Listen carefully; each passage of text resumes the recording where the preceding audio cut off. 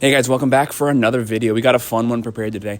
What we'll be doing is we'll be going over our NFL matchups, completely breaking down the games, who's going to win, who's going to lose, and what the final score will be. But this is our best bets video, so we'll be focusing on the money lines, the spreads, and the over-unders for all these matchups after we break them down.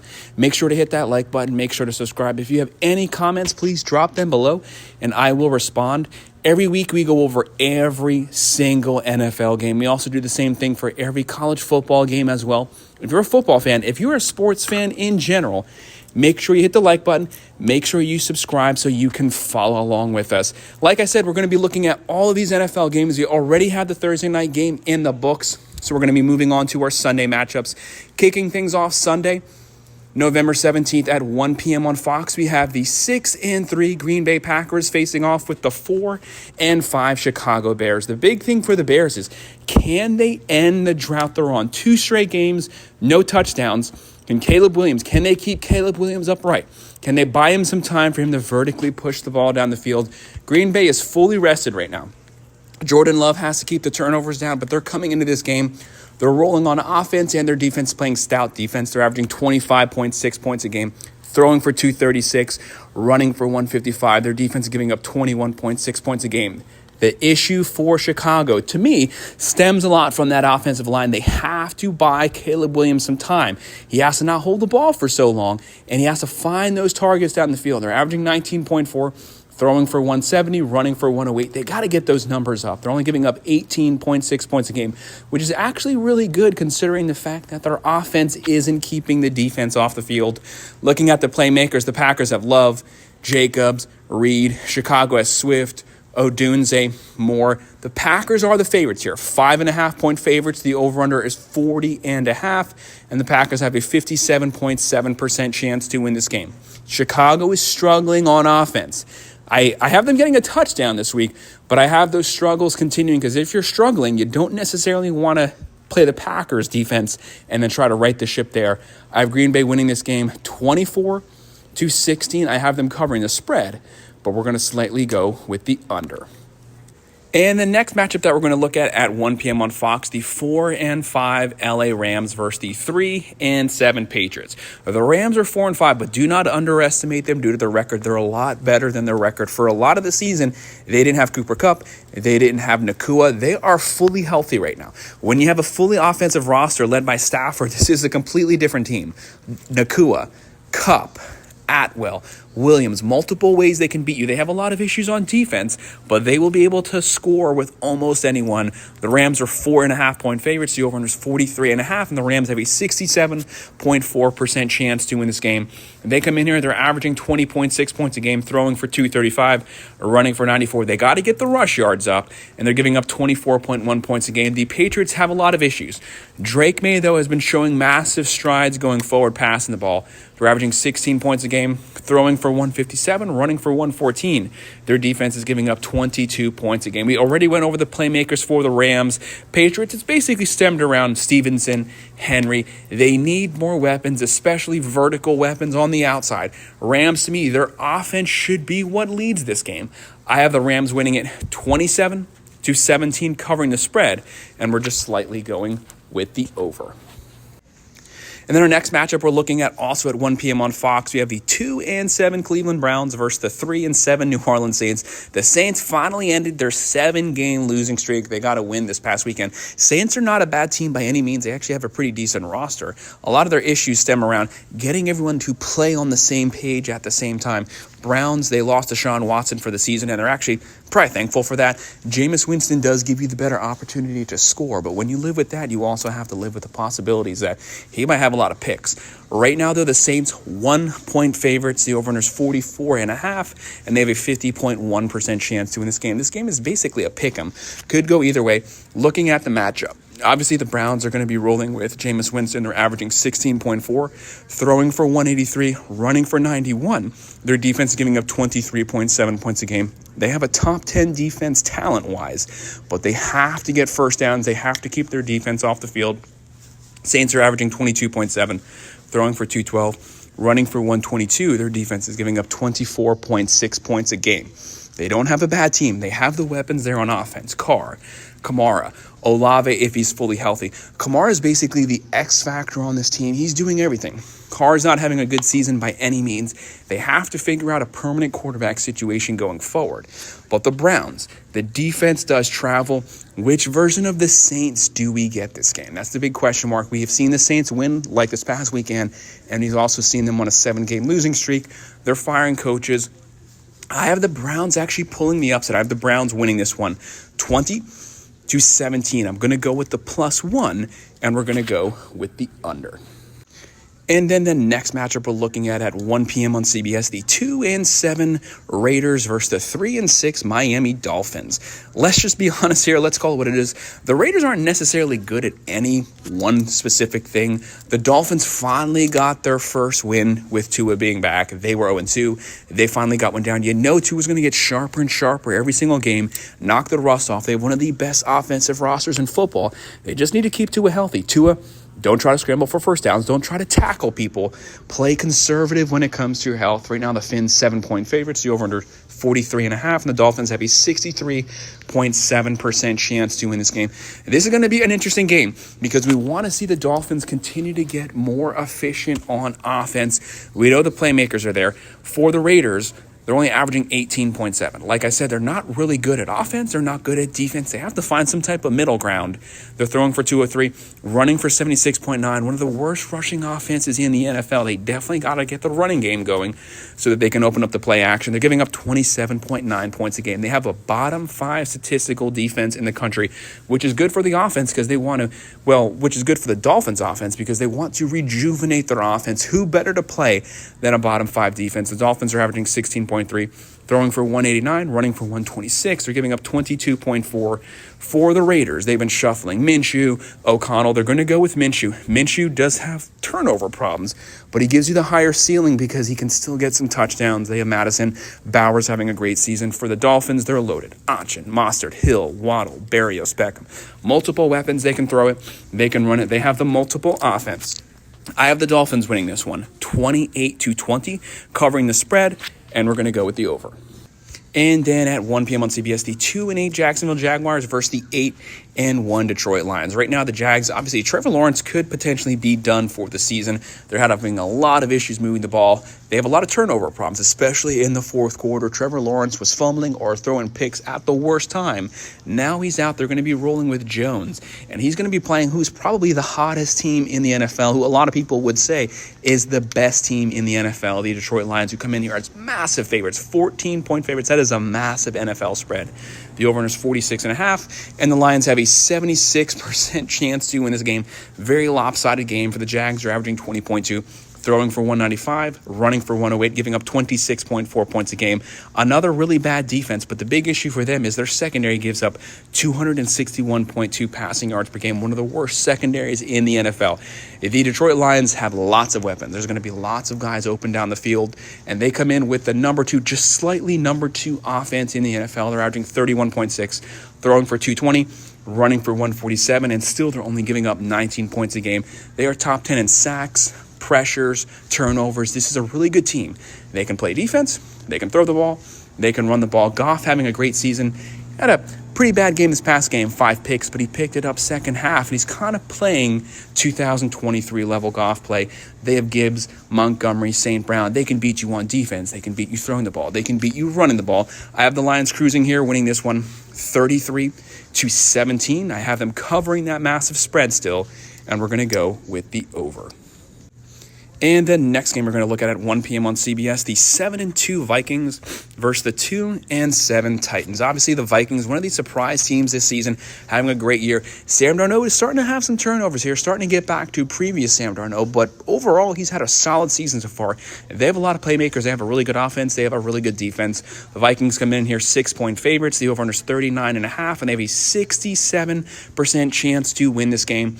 with the Titans. Obviously, the Titans are struggling on offense at the quarterback position. Levis, Rudolph. Really doesn't matter who you put in at quarterback. They're struggling to consistently move the ball, get first downs, get touchdowns in the red zone. Too many turnovers are on their own side of the field. The Vikings come in, they're averaging 24.6, throwing for 223, running for 120, and a solid defense, giving up 17.4 points a game. Only 79 rushing yards given up per game. The Titans want to establish the ground game. It's going to be very difficult to do that versus the Vikings defense. Tennessee comes in, they're averaging 17.4, throwing for 169, running for 126, and their defense is giving up 26.7 points a game. The Vikings want to get that offense back on track. It's been kind of going slow the last few games. This is the game for them to do it. I have the Vikings winning this one 24-17, just barely covering that spread, and we're just barely going to go with the over as well.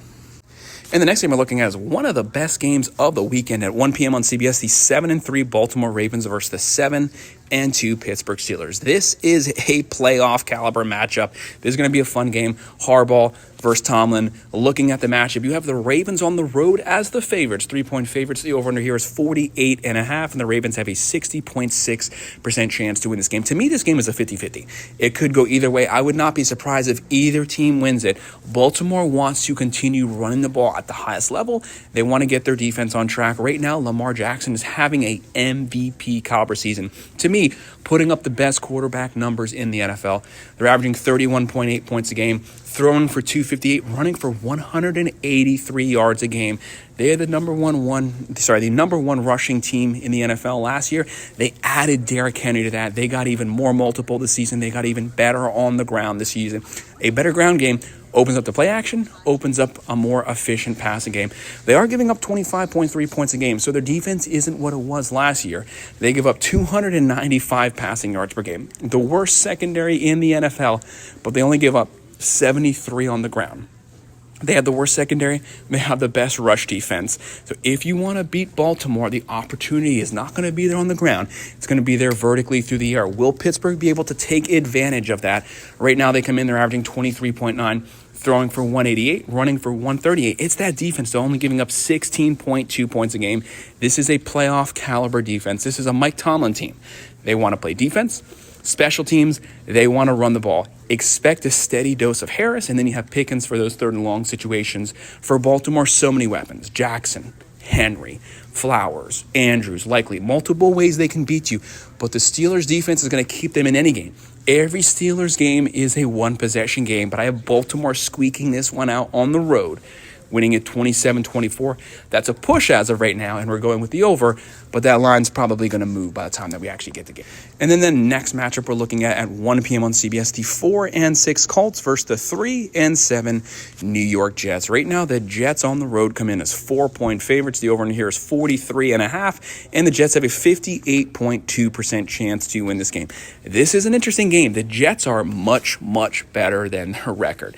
They've had a lot of one-possession losses here. They've had a lot of drop passes. Rodgers is not having a bad season. A lot of people are knocking the guy, but he's actually having a pretty decent season. But we need consistent play from him and consistent play from the wide receiver core. They have the weapons there. If we can get Adams back on the field fully healthy, he also opens up the offense because he's the experienced wide receiver for those third down situations. Right now, the Colts are averaging 20.8. They're not going to be going with Flacco. They're going to be going with Richardson this season, this game. So expect a lot of ground and pound running the ball. He's not an accurate passer by any means. They're throwing for 198, running for 121. Right now, they have Jonathan Taylor. They have Pierce. Taylor's one of the better running backs in the NFL because he can run the ball, but he can also catch the ball out the backfield. And obviously for the Jets come in here. We know that they're going to be more of a defensively focused team. They're averaging 17.7, throwing for 212, running for 86.8. They got to get the run game going with Breece Hall. Like I've been saying, run game opens up that play action. We know Rodgers loves play action. He loves the accurate passes. They got to get the game established on the ground versus the Colts. The Colts do give up just shy of 150 rushing yards per game. There will be opportunities to run the ball. They have to take advantage, and their defense is giving up 21.4 points a game. They have Breece Hall, Wilson, Lazard, Adams. I have the Jets pulling this game out, finally getting things back on track. They are better than their record. They win this one 24-20. That's a push, and we're slightly going with the over. But I do see that line continuing to come down by the time that we get to Sunday. And then the next game that we'll be looking at 4:05 p.m. on Fox, the 6-4 Falcons coming off a loss versus the 5-5 Denver Broncos. The Falcons are an offensively focused team. Kirk Cousins is a little banged up right now, and the Denver Broncos are a playoff caliber defensively focused team. Right now, the Broncos are the favorites, 2-point favorites. The over-under is 44.5, but it's the Falcons who have a 57.8% chance to win this game. This is an interesting game because it's offense versus defense. Do we have a healthy Kirk Cousins? Right now, they're averaging 23.8, throwing for 250, one of the highest passing teams in the nation. They're running for 124.7. Their defense gives up 23.6 with Denver. Bo Nix had a sloppy first 2 games. They've been playing a lot better since then because Sean Payton is just coaching to Bo Nix's strength. Short, dink and dunk, accurate passes, move the pocket, keep him mobile so that if the pass opportunity isn't there, he still has the chance to scramble for the first down. They're averaging 19.7. Throwing for 187, running for 117, but it's that defense only giving up 17.7 points a game. The Broncos have a playoff defense. Will they be able to slow down the Falcons' offense? Kirk Cousins closing in on 2,700 passing yards. They have Bijan Robinson. They have Algiers. They have Mooney. They have Pitts. Multiple weapons at quarterback, running back, wide receiver, tight end. One of the best offensive rosters in the NFL. But the Broncos have one of the best defenses in the NFL. It's strength on strength. Who's going to win on the road? I have the Falcons with a healthy Kirk Cousins playing Sunday, winning this one 24-20. So I'm going with the +2, and we're just slightly going with the under. And the next matchup we'll be looking at on Fox at 4:05, the 4-5 Seattle Seahawks versus the 5-4 San Francisco 49ers. The 49ers here at home, 6.5-point favorites. The over-under is 47.5, and the 49ers have a 66.5% chance to win this game. The 49ers, when healthy, have the best top-to-bottom roster in the NFL. It's not even close. But they haven't been healthy the whole season. They did get Christian McCaffrey back. Obviously, that's a massive upgrade on this team. Purdy always plays better when he has McCaffrey on the field. But what version of Seattle do we get? They started out the season 3-0, kind of fell off since then. They've had a lot of turnovers. Geno Smith has almost as many picks as he has touchdowns. If they play a clean game, though, they definitely have a shot in this game. They're averaging 23.3, throwing for 268.2, the highest passing team in the NFL. They're running for 91.2. Their defense gives up 24.6. For the 49ers, they're averaging 25.9, throwing for 263, running for 150. One of the better offenses in the NFL. They are just over 400 yards per game. They are giving up 22.4 points a game. For Seattle, they have Smith, Walker III, DK Metcalf, but expect San Francisco to establish the ground game in this game. They want to run on Seattle, but we know passing opportunities will be there because Seattle gives up 220 passing yards per game. You have Christian McCaffrey, Mason, Kittle, Debo. Jennings had a big game this past weekend. Just so many multiple weapons. That's without Ayuk being able to play this season. I have San Francisco winning this one, 27-20. I have them covering the spread, but we're just slightly going with the under with this one as well. And the next one's one of the best games of the weekend, one of the funnest games of the year. On CBS at 4:25, we have the 9-0 undefeated reigning Super Bowl champs, the Kansas City Chiefs, versus the 8-2 Buffalo Bills. The Bills would love to be able to get a win versus the Chiefs. They've struggled with them in the playoffs. Sometimes they can beat them during the regular season, but it's the playoffs that is their Achilles heel. But right now the Bills are at home, and they are the favorites. 2-point favorites. The over-under here is 46.5. The Bills have a 52.7% chance to win this game. Can the Bills play a clean game? Josh Allen started out the season with no picks up till week 9? Finally has a couple picks. Playing a little differently, but he's having a really good season so far. I think he has 17 touchdowns, 4 picks. They're playing a clean game because they've established the run game this season, and they're playing solid defense. Josh Allen, for the most part, is not forcing the ball. Does he continue to play that way this game, or does he go back to gunslinger Josh Allen, and does he come into this game with a couple picks? Because Kansas City is living on the turnovers this season. Their defense is dominating, and it's giving their offense the short field. Right now, they're averaging 24.3, throwing for 232, running for 115, only giving up 17.9 points a game, only 83.2 on the ground. Buffalo loves to run the ball. Kansas City is going to dominate the line of scrimmage, try to force you to pass the ball. If Josh Allen gets into those 3rd and long situations, does he start getting careless? Right now, they have a top 5 offense. The Bills are averaging 29 points a game, throwing for 223, running for 121, but they also bring in a really good defense at home, giving up 19.3 points a game. This game is practically a pick-em. I could see this one going either way. Like I said, the Bills usually struggle with the Chiefs in the playoffs. Kansas City, Mahomes, Hunt, Kelsey, Pacheco, Rice, they've been banged up. They have multiple weapons, but they're going to rely on their defense to get them victories. Buffalo, if they can get Cook on the field, Shakir, Coleman, Cooper, if he's able to play, they have a good offense. They have the defense. They're at home. I have Buffalo squeaking this one out in the fourth quarter, winning it 27-23, covering the spread, going with the over. And then our next one at 8:20 p.m. on NBC, the 4-6 Cincinnati Bengals versus the 6-3 LA Chargers. The Bengals have to continue to win these games, chip away to work their way back to 500. Started out the season, 0-3. They are slowly getting there. They have one of the better offenses in the NFL, but it's been their defense that's been holding them back. The Chargers are a hardball team. Just like Tomlin, they play special teams, they play playoff defense, and they run the ball. Right now, Cincinnati, they're averaging 27 points a game. They're throwing for 255. They're running for 90, but they're giving up 26.2, so they give up almost as many points as they score. For the Chargers, they're averaging 20.7, throwing for 196, running for 118. The best statistical defense in the NFL. They only give up 13.1 points a game. Cincinnati has the weapons. Burrow, Brown, Chase, Higgins if he plays this game.